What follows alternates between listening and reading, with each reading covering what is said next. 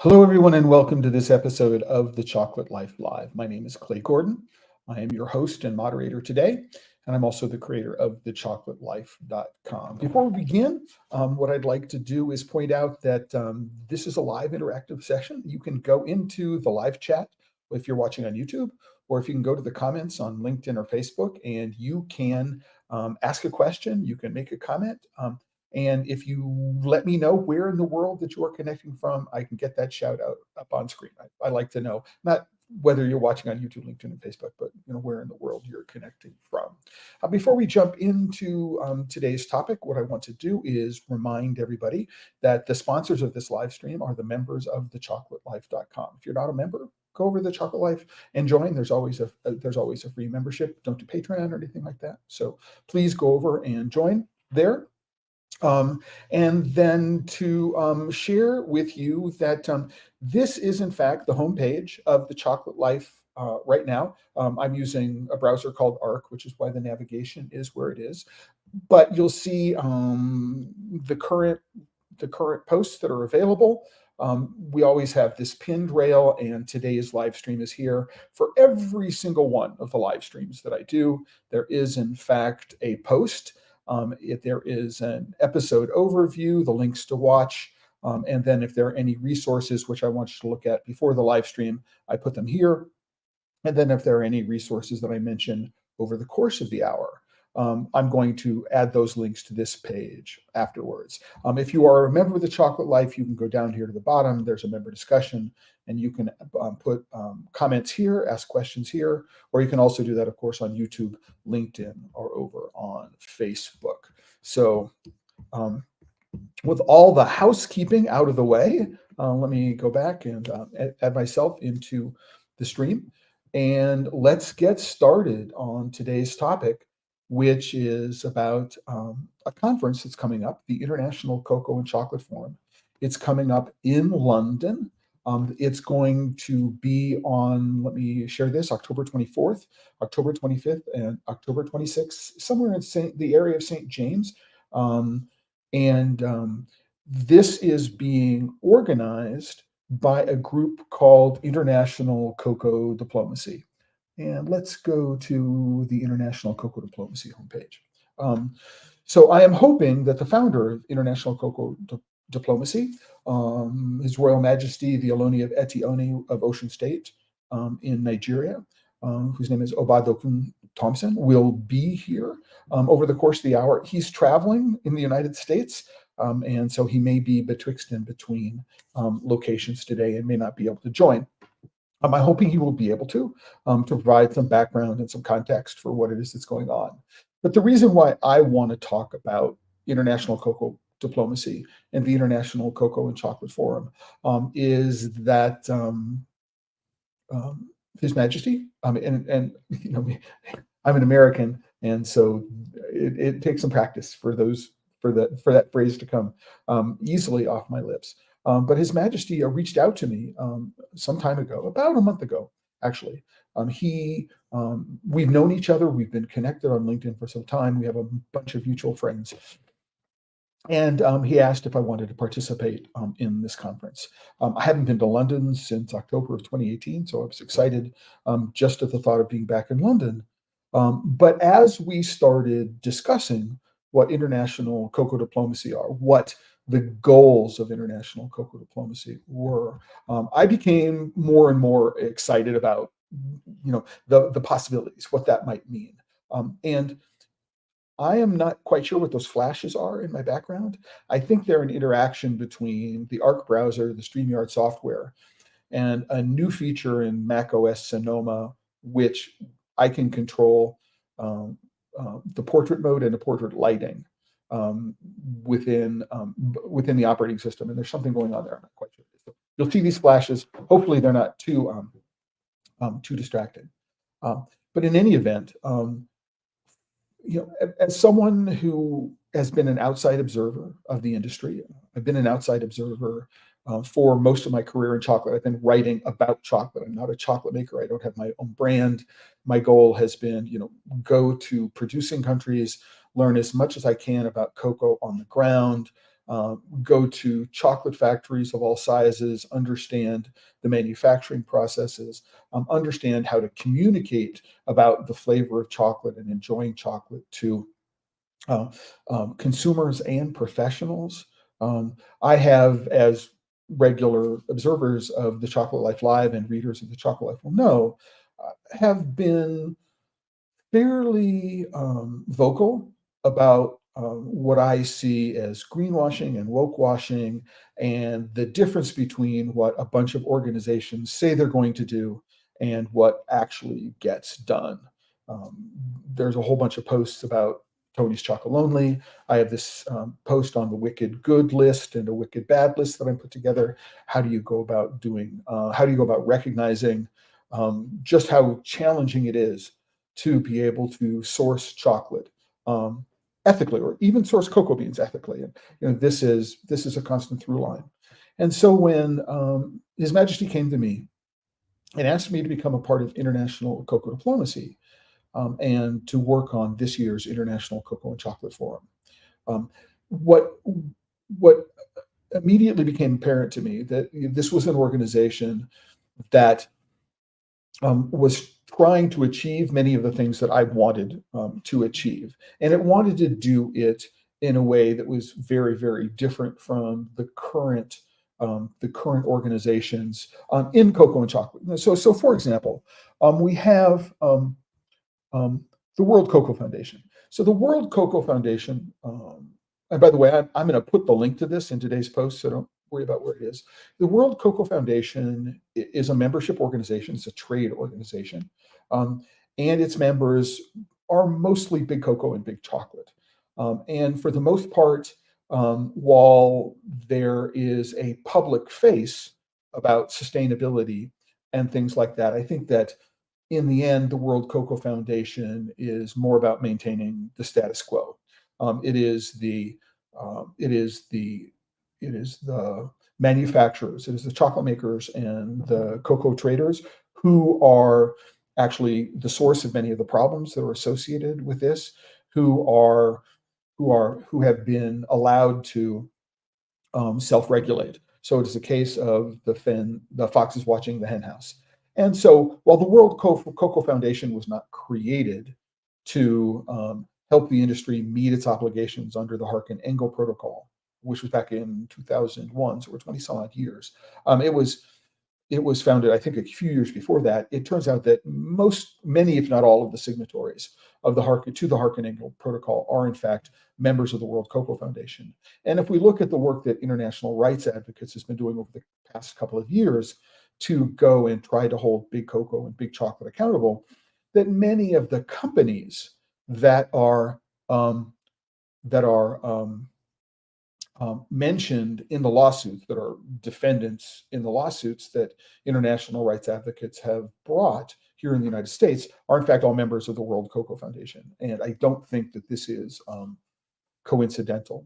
And so the World Cocoa Foundation is again, a trade organization, and its members are big chocolate and big cocoa for the most part.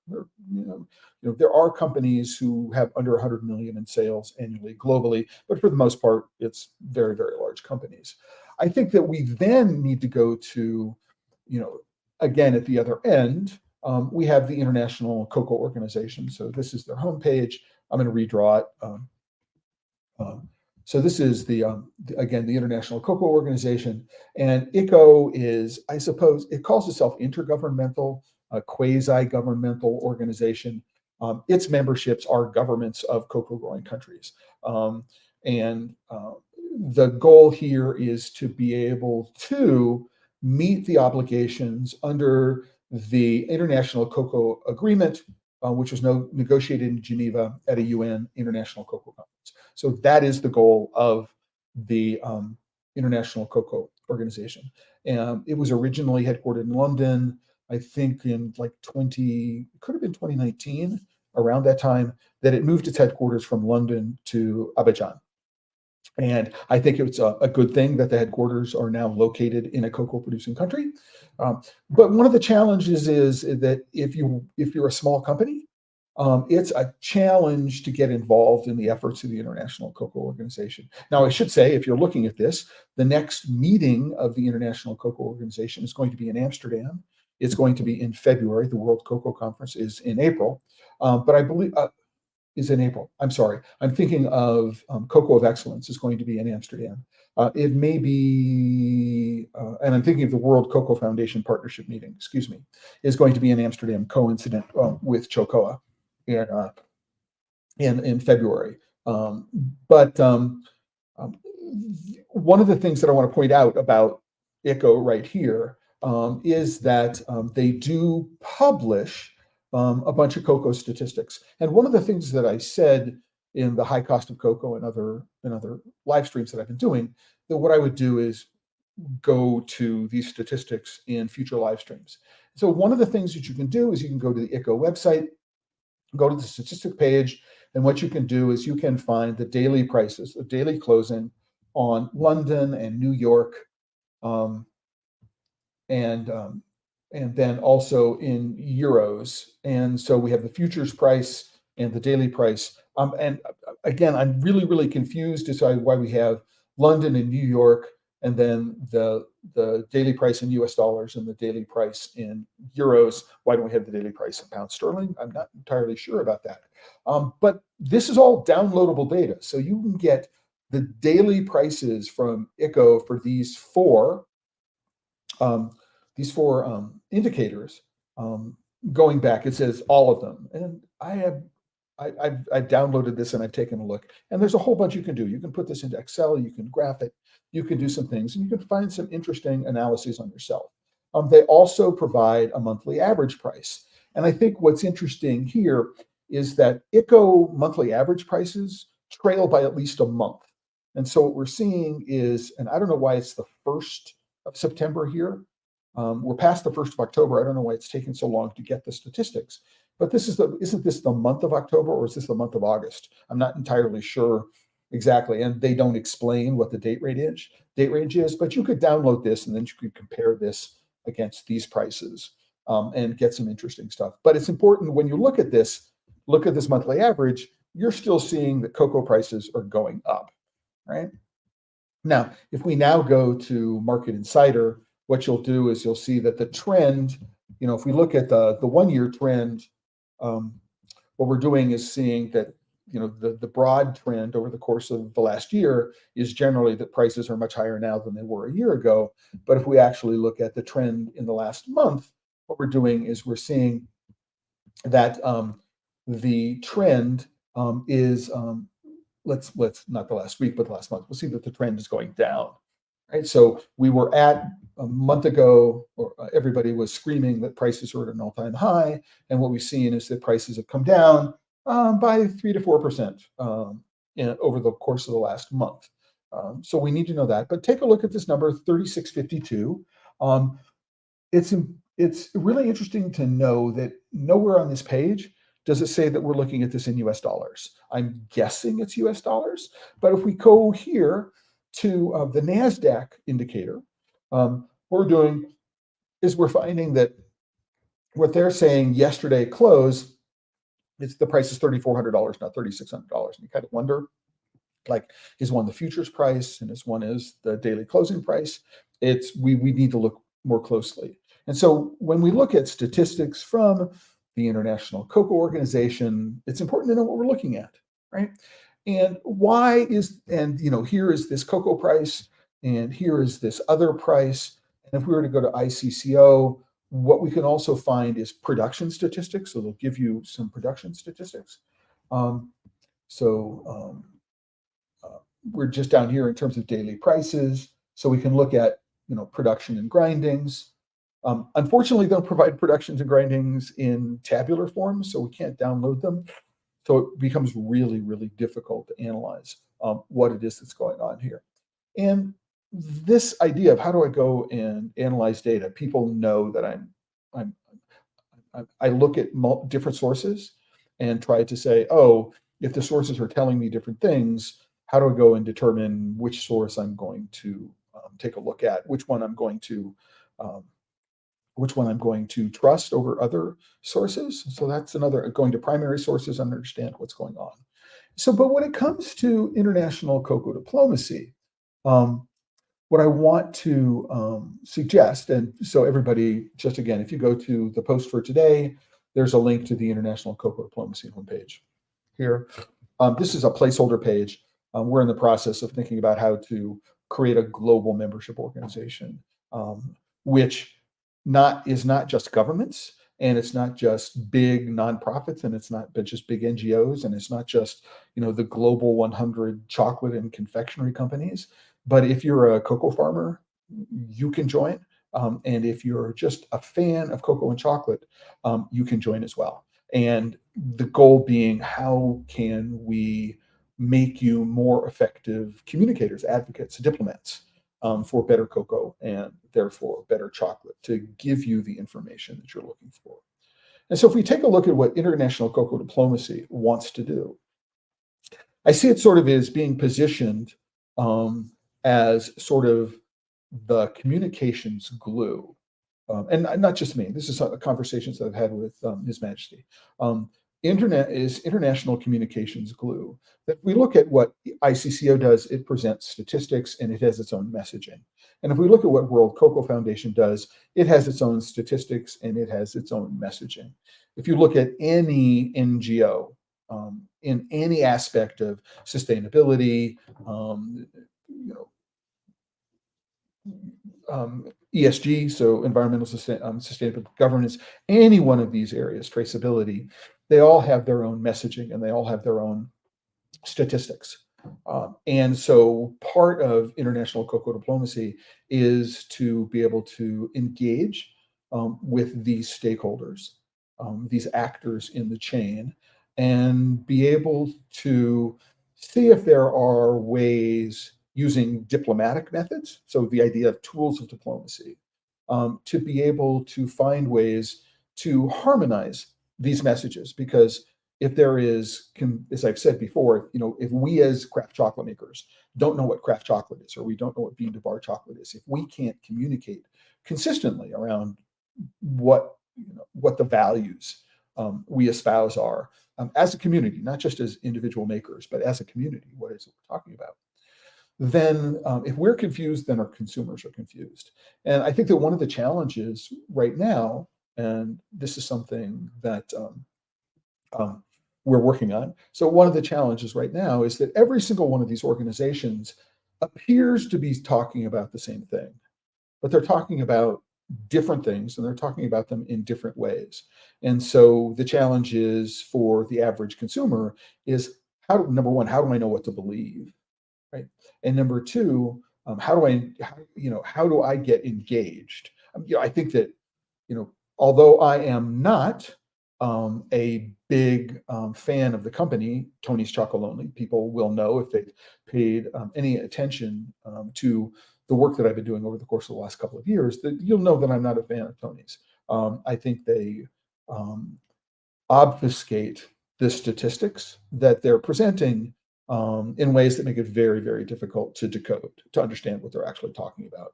But they are extremely good about marketing, how they present themselves. And they've gathered a group of roughly what they call 100,000 or so, roughly, special friends who are advocates and diplomats for the brand, ambassadors, influencers, whatever it is that you want to call them these days. But they've done a good job of that. And this, I think, is something that the larger industry lacks. And so one of the goals of international cocoa diplomacy is to, number one, engage with actors in all levels of the chain.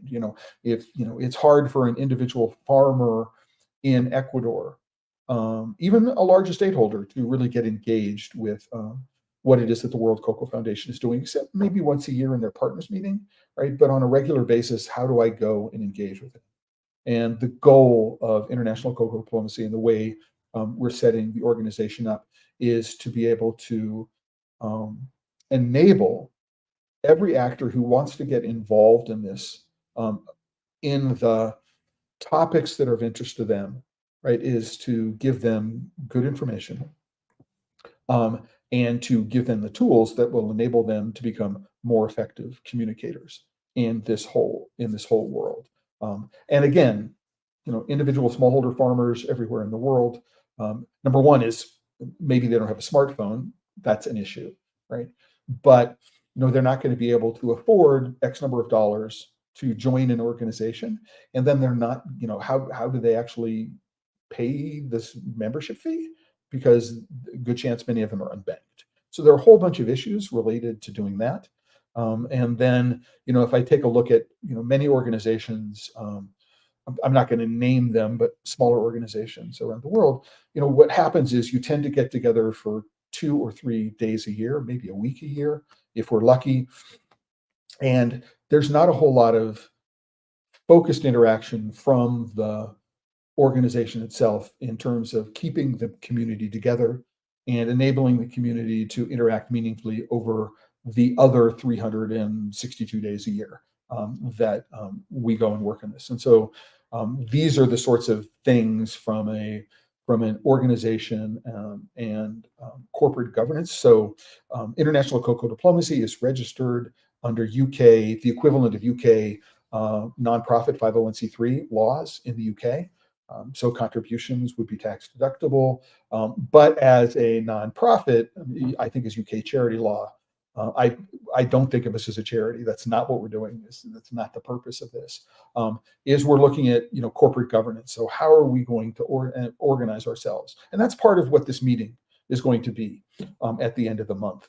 Is how is the board of directors structured? What is the representation?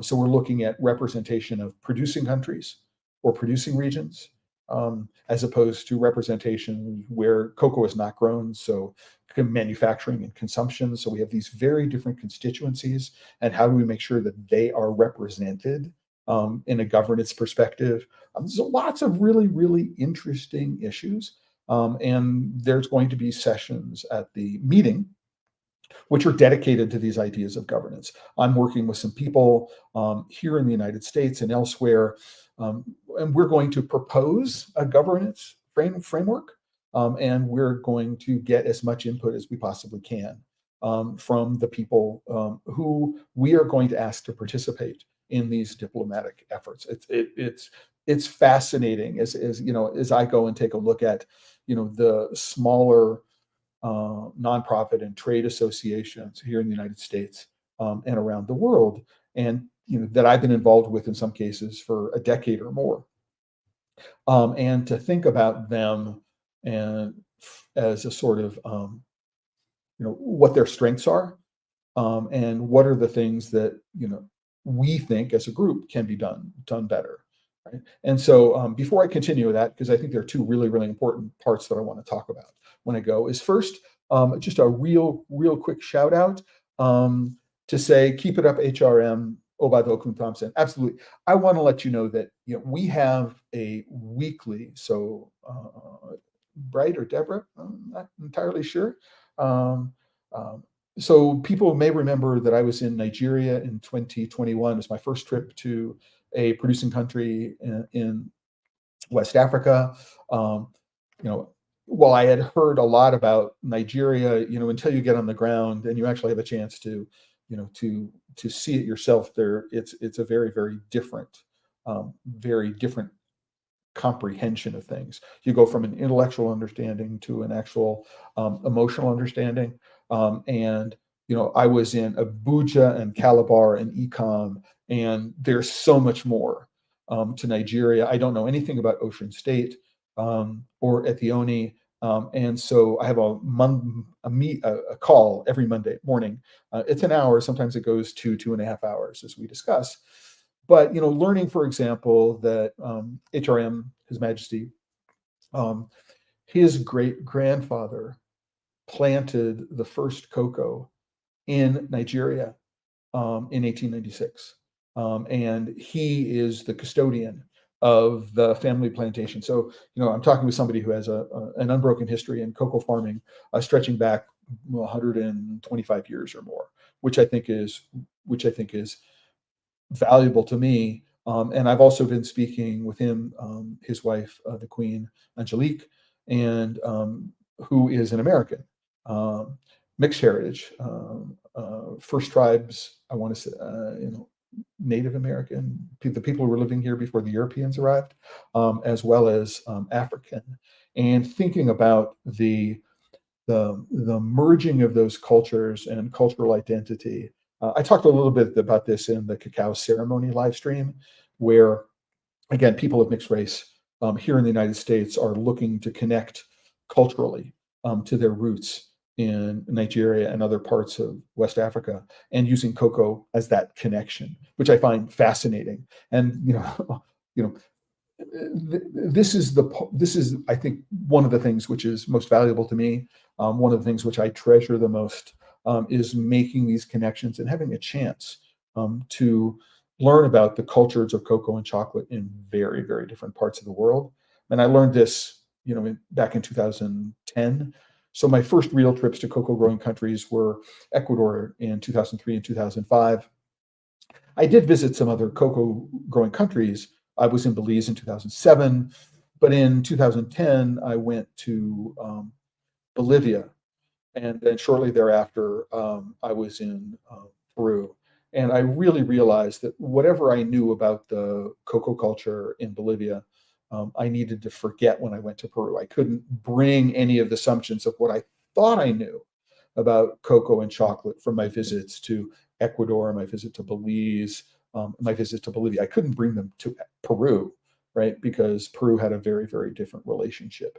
And so I think that the ability for people to make these connections, right, to have this understanding, to enable people to communicate among each other, between each other on these sorts of things, in the context of diplomacy, which is just fascinating to me. And again, one of the things I've really enjoyed is the weekly calls with His Majesty. Also, just quickly shout out Jeffrey Gardner. Jeff is the founder of Marsata Chocolate. They were, I believe, in Manhattan Beach, California. They're now in Torrance, so people know the LA area. That's where they are. I just mentioned greenwashing. This is the greenwashing. This comment has been here for a couple of minutes.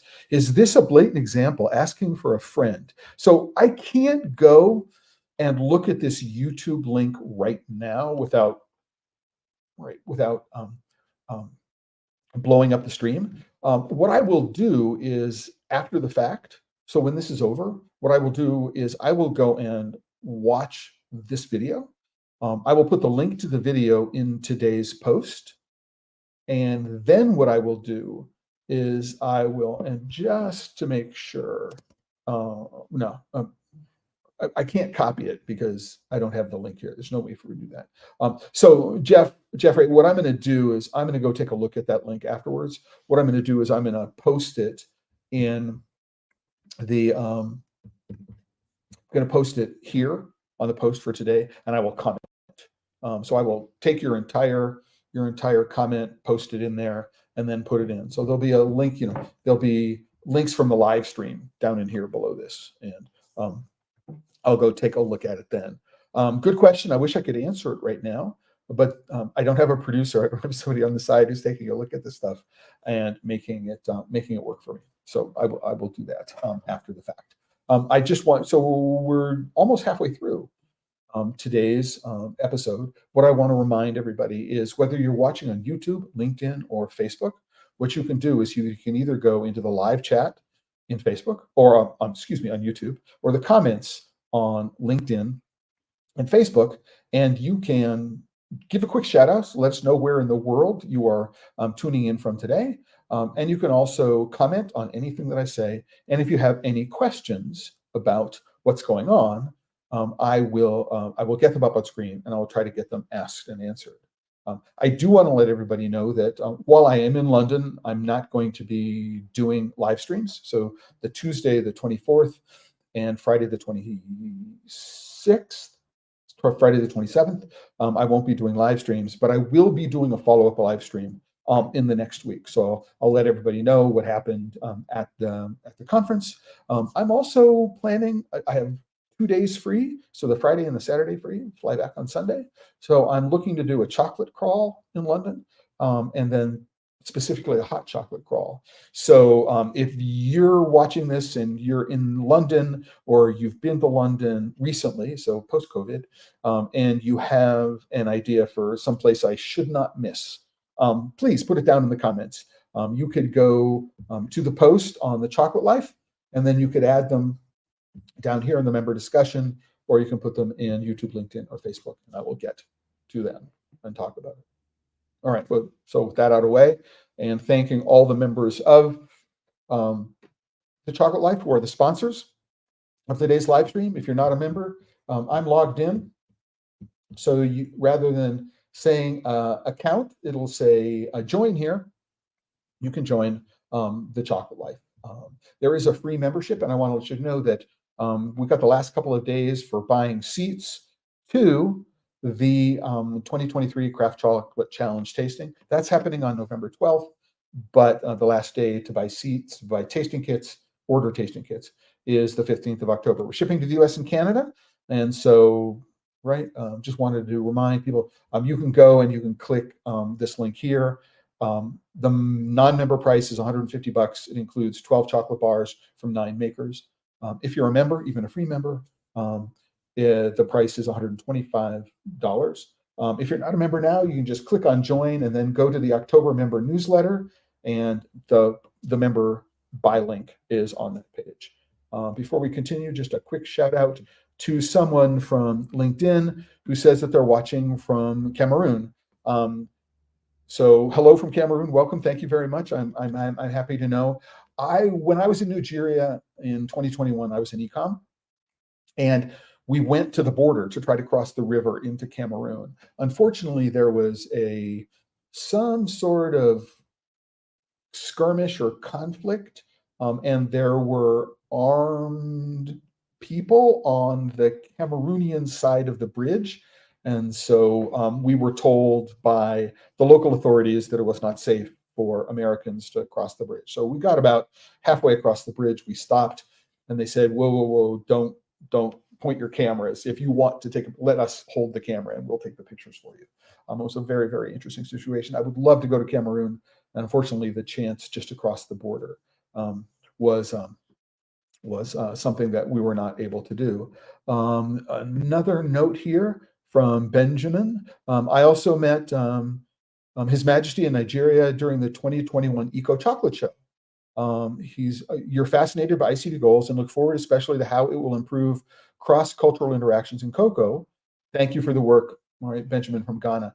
I do want to let you know, Benjamin, I don't know what your possibility to travel is, and I don't know how difficult it would be to get, for example, from where you are in Ghana to, I believe, Abuja.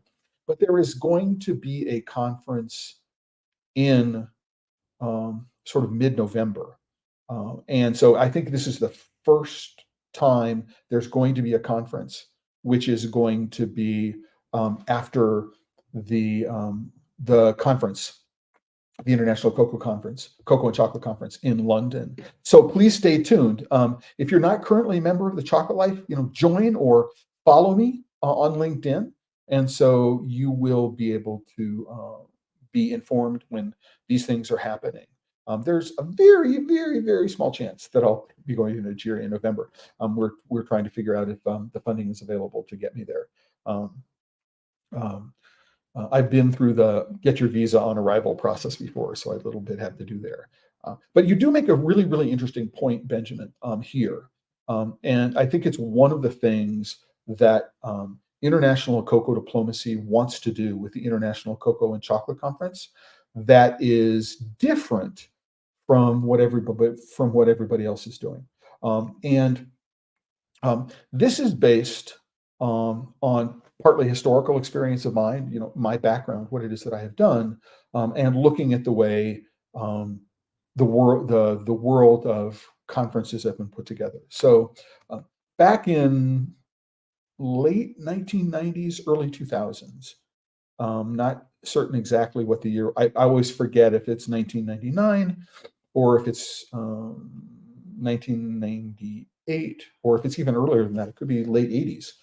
Now that I think about it, yeah, more likely late 80s, 89, 90, 91, in any event. I went to TED 2, right? So it was in Monterey, and this is while the original owners of the TED franchise, so Harry Marks and Richard Zollwarman, were the owners of it. Now, I knew Harry personally from my connection with computer graphics interactive multimedia.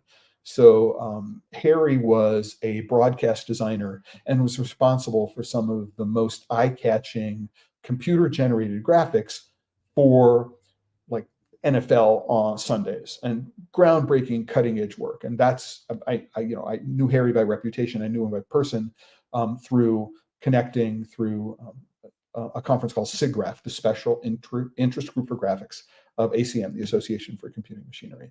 A bunch of other people that I met there that year. I met Ricky, I think for the first time, Richard Zollwarman. He was the author of a book called Information Anxiety. And a lot of my work professionally at that time was about visualization tools. So I helped design business graphic software. We think about PowerPoint today, but what was PowerPoint back in 1986, 1987, right? I did a lot of work on that. When I was at RISD, Rhode Island School of Design, I got introduced to the work of Edward Tufte and his book, The Visual Display of Quantitative Information, a fabulous book. I had an opportunity to take classes from Mr. Tufte, just some of what it is that I did before I discovered chocolate. And also at TED 2, the musical guest was Herbie Hancock. I met people who are extremely well known now, but were not well known then. Louis Rossetto and Jane Metcalf, they're the co-founders of Wired magazine. They were both in Amsterdam. Louis was still publishing a magazine called Electric Word, but I got a chance to meet them. Rick Smolin, people may remember a series called A Day in the Life. Well, Rick is a photographer. He was responsible for that. Also a book From Alice to Ocean. Anyway, so you get the idea. So I was at TED in very, very early on and found it to be a really, really wonderful experience with the people that I met there, some of whom I have maintained relationships with. I mean, it was fun to see Jane and Louis, pop up in the world of chocolate when they were the first money into Cho, for example, the first outside money into Cho. But what I wanted to say is that out of TED grew this idea called TEDx. Right. And so you do have a TED conference, which is this big international conference. It's organized by TED, Technology, Entertainment, Design, John Kelly, somebody or other Kelly. I mean, anyway, TED is now currently it's not owned by Ricky and Harry, and hasn't been for some time. But the idea of TEDx is you have a community. So these are all community based, and they will rely on the resources of TED in terms of branding and other aspects of production and distribution of the content, right? But they're responsible for doing their own thing, and they're locally based. They're not necessarily content themed, right? But one of the things that ICD is going to be doing, and Benjamin, this is a very long way to go to get going, is that the first International Cocoa and Chocolate Forum, which is not in the UK, right? So but it's ICCF Nigeria, right, is going to happen in November. So we're going to be taking the ICCF brand, if you will, and then expand it globally. So that if you are an association or you're a group and what you'd like to do is you'd like to host a conference and you want to talk about chocolate, and maybe you want to do a festival, a consumer festival, where you're also going to be selling chocolate, but you're looking for an international speaker forum. That's one of the things that ICCF will be doing. So we'll be licensing the name and working with local communities to take the International Cocoa and Chocolate Forum brand, right, and bring it, make it international. And I think that's a fundamental, it's just a simple idea, looking at TEDx and how successful TEDx has been, and then licensing it globally. And it's an opportunity that I think that the organizers of most other chocolate festivals have overlooked. I think that Event International, so they put together the Salon du Chocolat in Paris. They're also responsible for the Salon in Brussels, in Japan. There was one here in the United States, which is, I think, failed for the last time. I don't know that it's coming back ever. They've tried to do it. They've been focusing more on how do we do the consumer festival. So how do we do a chocolate festival that we invite people into? And we're going, I think the idea is to work with organizations that already exist in these countries that want to put together just a real well-vetted speaker program. And the International Cocoa and Chocolate Forum organizers will be working on that with people. So I think this is one thing that really excites me. It's how do we very, very quickly take international cocoa diplomacy through the International Cocoa and Chocolate Forum brand and spread it globally while keeping it local. And so, for example, in ICCF Peru, bad choice because we have the Salón del Cacao y Chocolate in Peru, and I don't necessarily know that I'd want to compete there, but we might do it in some other country. But you get the idea that working with local organizations to be able to do that, I think is really, really exciting. To be able to engage with not only consumers, but if we're in producing countries, to be able to engage with farmers on the entire goals and messaging of the international cocoa diplomacy effort. So this is really, really exciting for me to work on. And part of the work that we'll be doing in terms of governance. So again, how are we going to make sure that as an organization, international cocoa diplomacy works? But thinking about what that means in terms of oversight and roles and who's going to do what, all sorts of important things. We're already working on, how do you take this very, very simple, basically one-page website and turn it into a global membership website. So that's a set of challenges on its own, as you might imagine.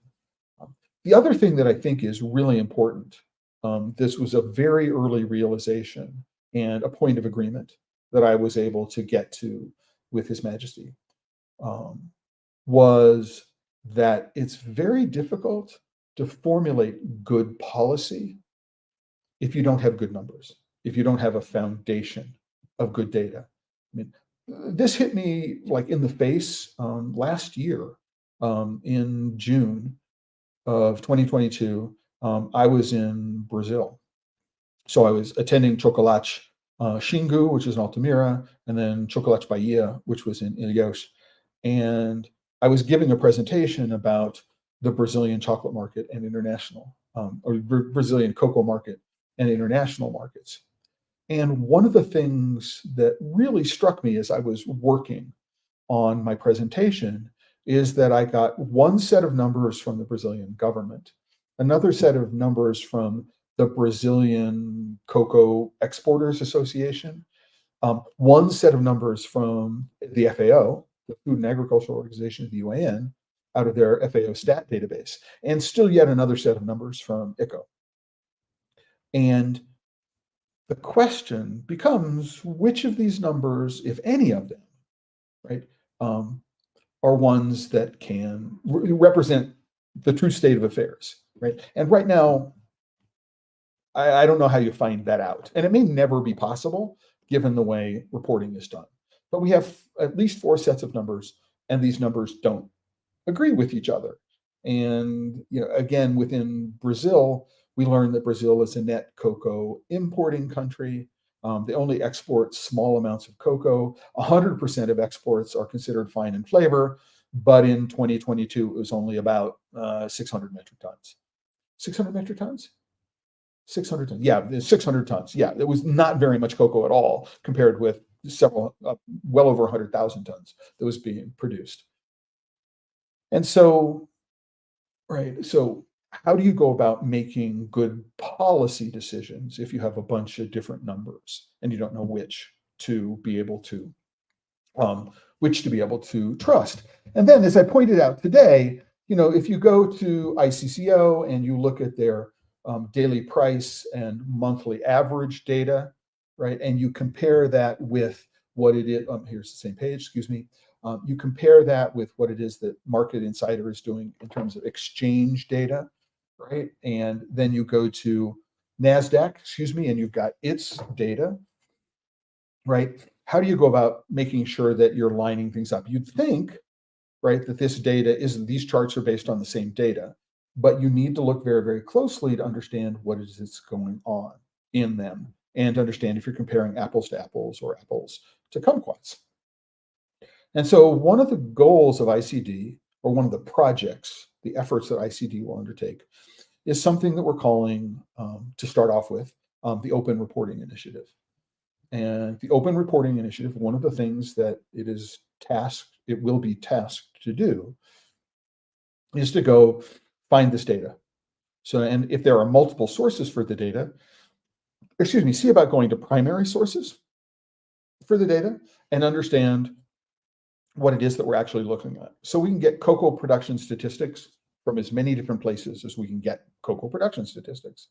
We're going to get market data, what the cocoa futures prices are, what the daily closing, the spot price is, on the various exchanges in the native currency of the exchange. Then what we want to do on top of that is we want to get foreign exchange rate data, so the central bank exchange rates are, at least, so that what we can do, and then get inflation rate data from countries. So we can look at, what is the relative value of the Ghanaian cedi compared with the US dollar on this date.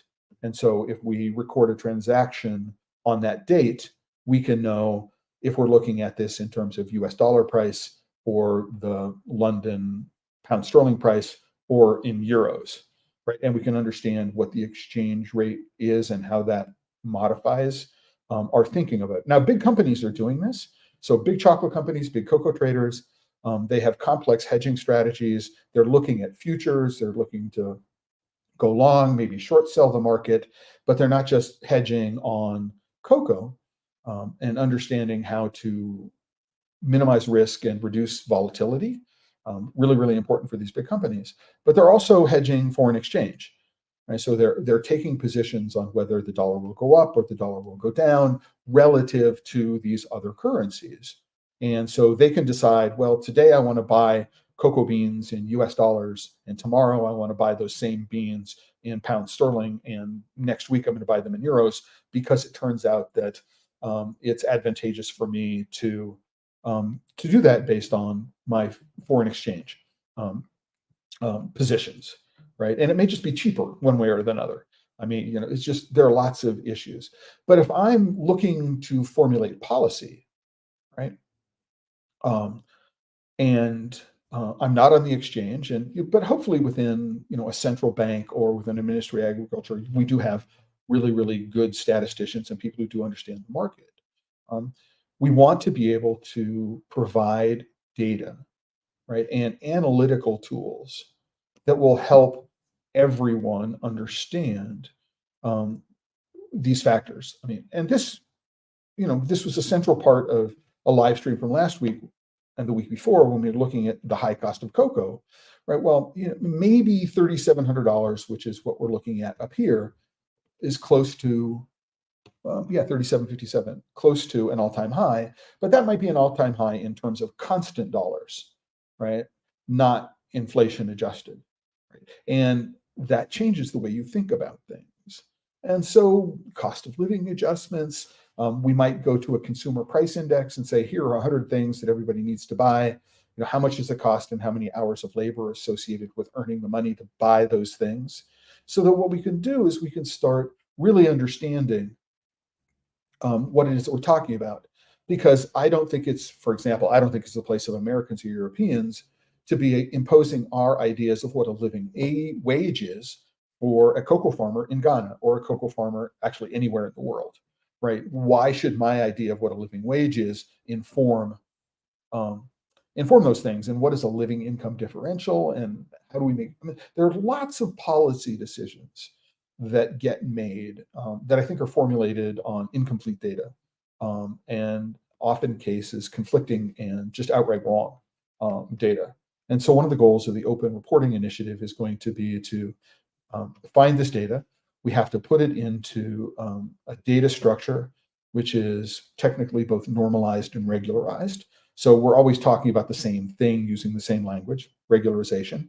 And normalization is we have a bit of data, it exists only one place in the database. So we want to make, again, technical background from my pre-chocolate days. So we want to make sure that we're doing that. And we're also putting it in a form that will enable us to run, analyses on it effectively and efficiently.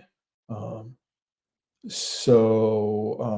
goal is to take this database, make it available, especially to academic researchers, with the idea being is that if you're doing research on cocoa production anywhere in the world, that you'll be able to get at this database. Now, what we're looking to do is to make sure that any research reports that get published based on the data are ones that are not hidden behind a paywall. And so also a part of the open reporting initiative is going to be able to create a cocoa-centric research database of papers that are in the public domain or that we have permission from the authors to get to. And it's a cocoa and chocolate only database. Now, I subscribe to a research portal called ResearchGate. Another one might be archive.org. These are places where there are publicly available reports that people can get to, as opposed to hidden behind a paywall at Elsevier or some other science publishing establishment. But if we're cocoa specific and chocolate specific, one of the things that might be interesting to do would be to see if we can get our own instance of a large language model AI to be able to just focus on cocoa and chocolate.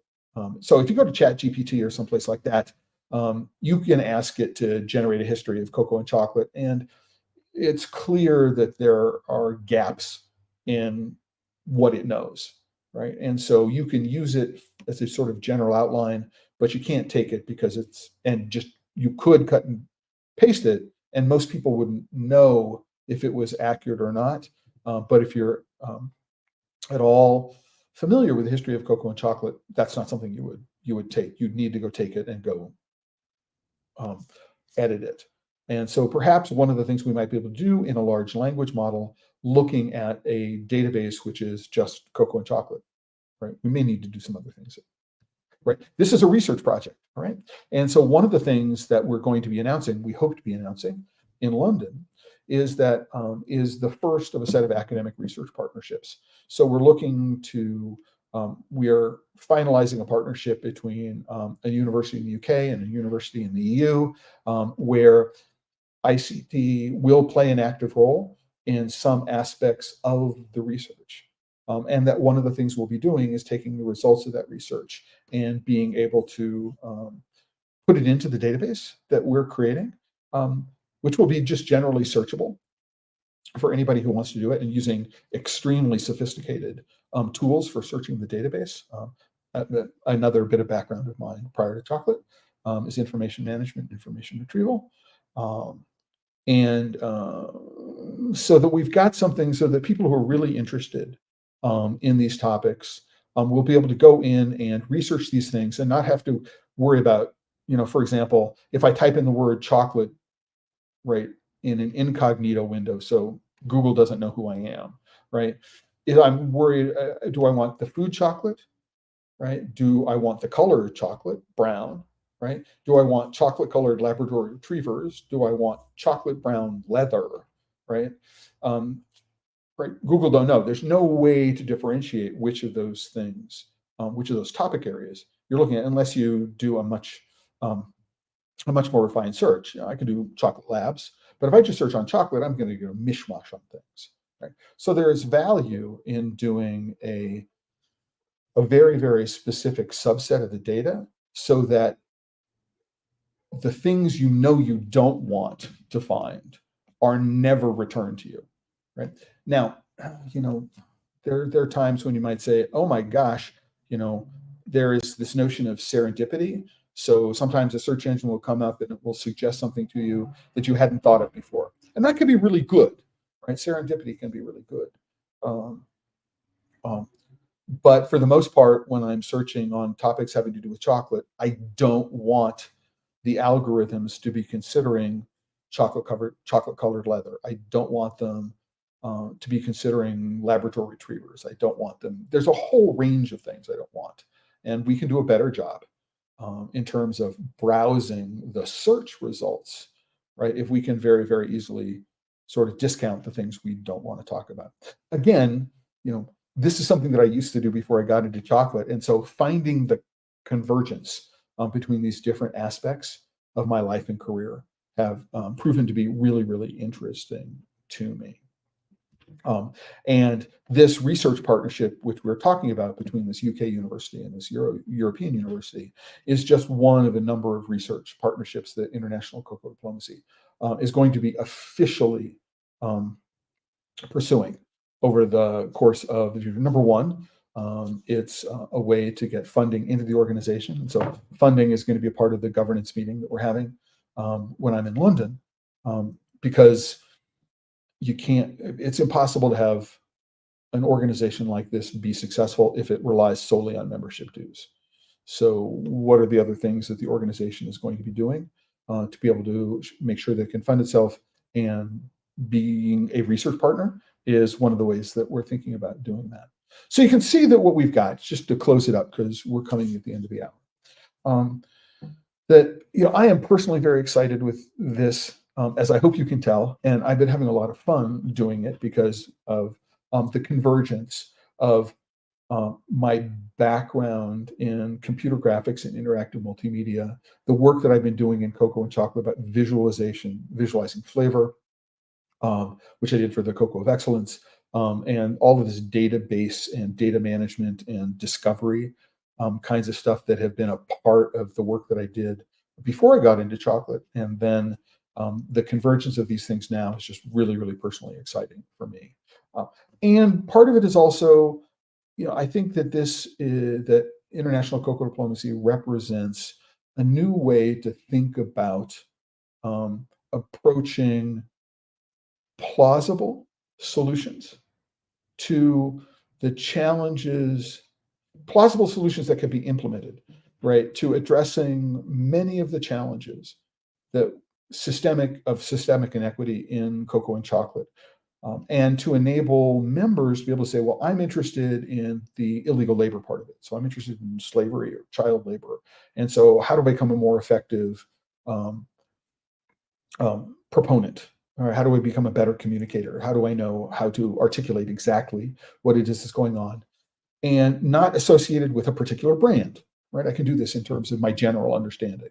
Or if I'm interested in issues associated with climate change, or I'm interested in some other aspect that intrigues me, that connects with me. Maybe it's this multicultural aspect. We talk about, for example, when somebody said they're doing cocoa ceremonies in Nigeria, I'm going, what the heck, right?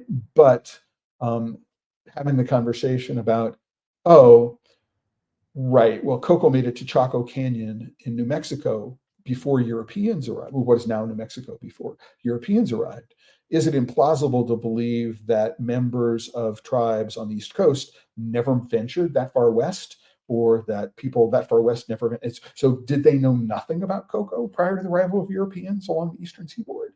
When it made its way all the way up from Ecuador, I mean, yeah, that's a plausible kind of thing. And so, when we talk about the desire to be able to connect culturally across these distant geographic and historical boundaries, that makes a whole lot of sense. And if cocoa is the way we're going to do it, absolutely, let's go and explore those kinds of things. And I'm hoping this kind of stuff excites you, which is why I'm talking about it, which is why I'm sad that His Majesty wasn't able to get here, because I would have spent time asking him questions about the cocoa farm, the history of the farm, his great-grandfather, all these things having to do with connecting to that culture, which is, I've only spent a week in Nigeria, and I know, functionally very, very little about, right? And want to know more, because it's part of my chocolate life adventure. And it's what it is I think about when I think about living La Vida Coco, living the chocolate life, is having these kinds of adventures, making this kind of learning. And then most importantly, right, things like the Chocolate Life Live give me an opportunity to do additional research, and then to present my ideas to you and to get feedback from you. The questions that you have, the comments you have. This is why I do it, right? Because of this continual learning.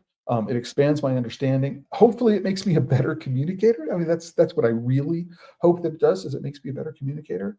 And my goal is to inspire you to find and follow your own chocolate life, whatever that is. I mean, to find something that interests you, find something that you're good at. These are two concepts associated with the Japanese word ikigai. To find something you're good at, find something that interests you, find something that benefits others, right? No matter what that is, right?